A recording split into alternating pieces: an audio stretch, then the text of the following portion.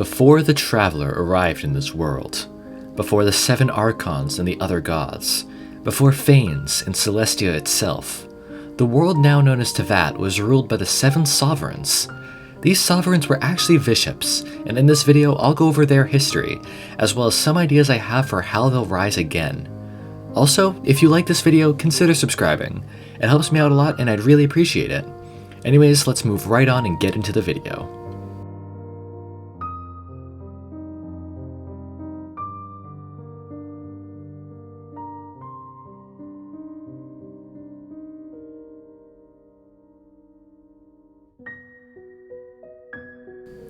Thousands of years ago, Vishaps freely roamed the land as they pleased.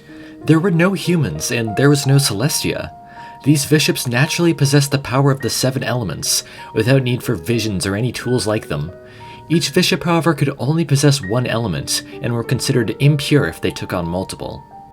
Among these Vishaps were the 7 sovereigns, which were the most powerful Vishaps of each element. They ruled the land, and when one died, another Vishap simply evolved and took its place. This can be seen as a mirror to how when an Archon dies, someone else will eventually rise up to take their place as well.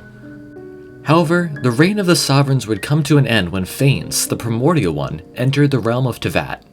After battling with the sovereigns for 40 years, Phanes and his 4 shades would kill every one of them, forcing the Vishaps to retreat underground. Phanes would go on to introduce humanity into Teyvat, which began a new era in this world. The Vishaps had now lost their rulers. However, this would not be the end of their story. It is very much possible that the 7 sovereigns will rise again, as suggested in the archive entries for some of the baptismal Vishaps. So now, I'll go over a few ideas I have regarding who could be the next sovereigns, starting with the divine priestess of Watatsumi Island, Kokomi.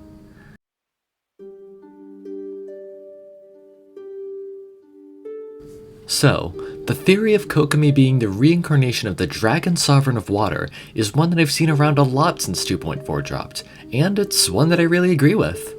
To begin, her constellation is called Dracania Somnolenta, which, when translated, means Sleeping Dragoness. This could suggest that the power lies dormant within Kokomi, and that at some point, it will awaken.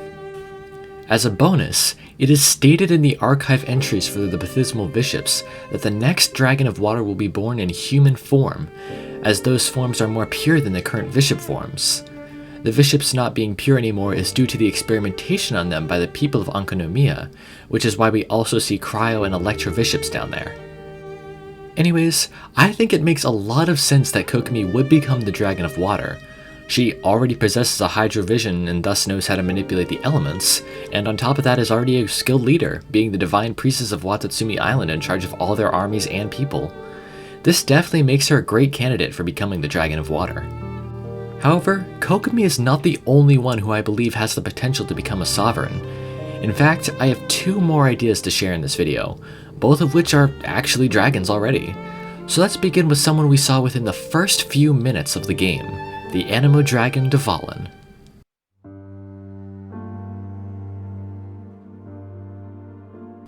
Dvalin is a being that was quite literally made of pure Anemo energy high in the skies. It is said that the birth of an elemental dragon is quite a rare event, which means Dvalin is definitely unique in some ways. After his birth, he quickly befriended Barbatos, the Anemo Archon, and eventually became the Dragon of the East of the 4 Winds. Now, I actually do have my doubts about Dvalin becoming a sovereign, as during the Mondstadt Archon quests, he was corrupted by the Abyss Order, and on top of that, he was also poisoned with the venomous blood of the dragon Durin, which flowed through his veins for 500 years, until the Traveler and company were able to save him. As I mentioned earlier, the sovereigns require pure forms to be born into, so I'm not entirely sure if Dvalin even qualifies anymore. Regardless, I think it may still be possible, as he literally is already a dragon, and is the only case of an Anemo dragon that we have seen thus far. He can also only wield that one element. Anyways, now I'd like to get into the final character for this video, the beast who is sealed underneath Nantianmen, Azhdaha.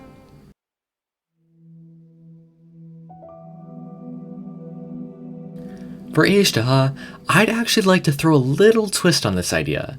Instead of him being a new Geodragon, I believe he may have been the former Geodragon, buried for millennia until found by Rex Lapis. I actually went over this idea back in October in my Secrets of the Chasm video, and with the new lore presented in 2.4, I think it could hold some more ground. In the Chasm video, I discussed how the falling star that formed the chasm could have been from Azhdaha's constellation. The reason it fell may have been due to Azhdaha being underground for millennia, and perhaps even his consciousness left him, leaving his constellation to seek out his wishes onto the world.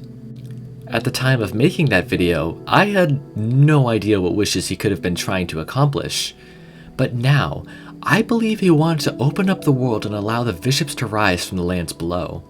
He would want a new dragon sovereign of Earth to rise, and reawakening the Geo-Vishaps would allow this to happen.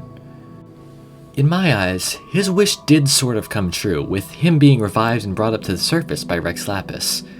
In the end though, he was sealed again, which leads me to believe that he won't be the next Dragon of Earth, and that role may be filled by someone else.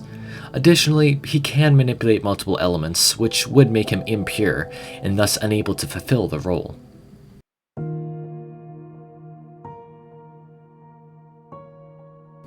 The story of the Seven Sovereigns remains one filled with mystery, but it also paves the way toward the endgame of Genshin.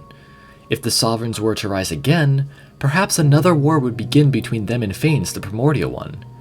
We are also only 3 regions in, so it is possible that we may meet more people who have the potential to become a Sovereign. We'll just have to wait and see.